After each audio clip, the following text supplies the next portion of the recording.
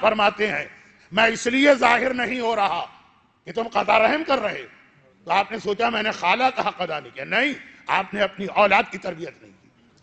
بہت یہ بڑا لفظ ہے، لیکن اتنا بڑا لفظ ہے کہ ذہن کہیں اور نکل جاتا.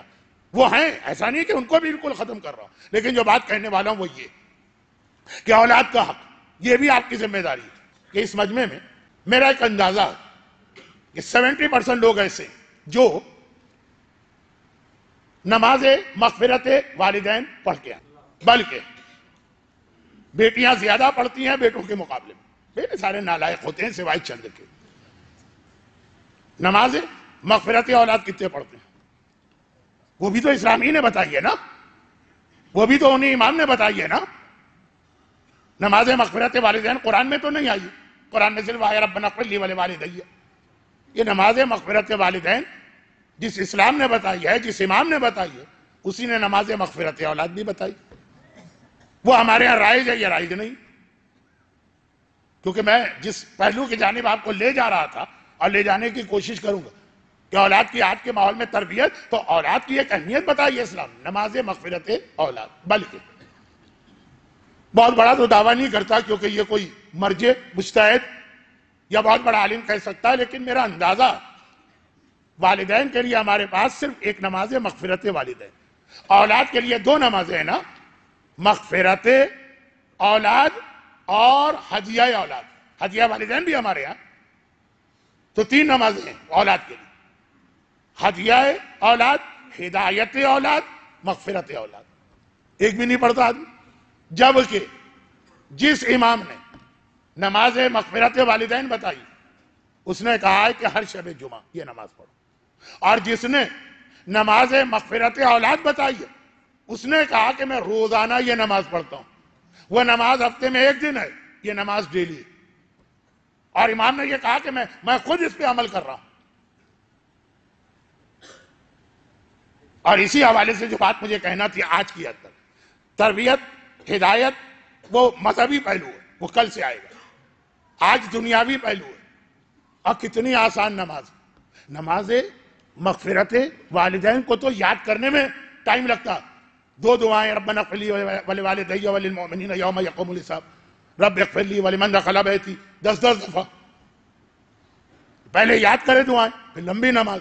نماز مغفرت اولاد یا ہدیہ اولاد کہہ لیں.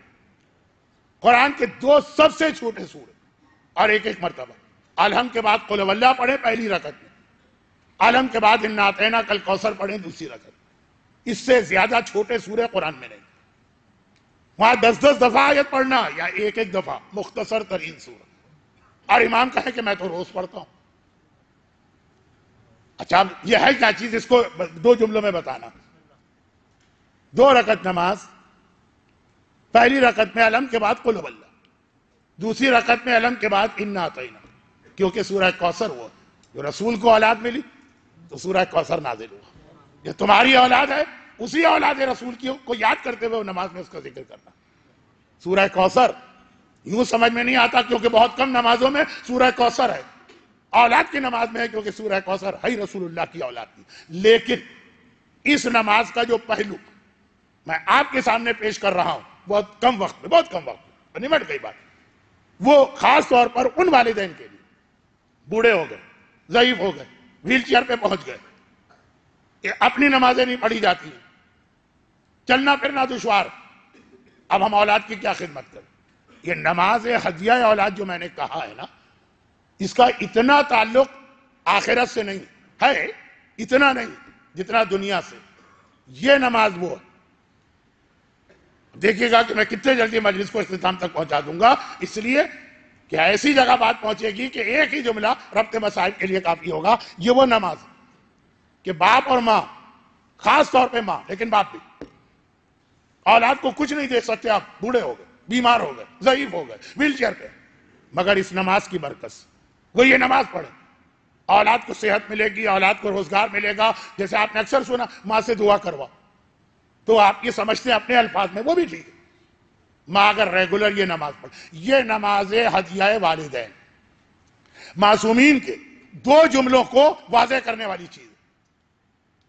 جب ام داؤد کا بیٹا داؤد رقی گرفتار ہوا اور وہ ان کی ماں گھبرا کے چھٹے امام کے پاس آئی اور کہا فرزند رسول یہ اس گھر کی کنیز ہیں، یہ ام ایمن کی طرح سے ہیں جنہوں نے رسول اللہ کو پالا، یہ فضہ کی طرح جنہوں نے حسنین کو پالا، ام داؤد.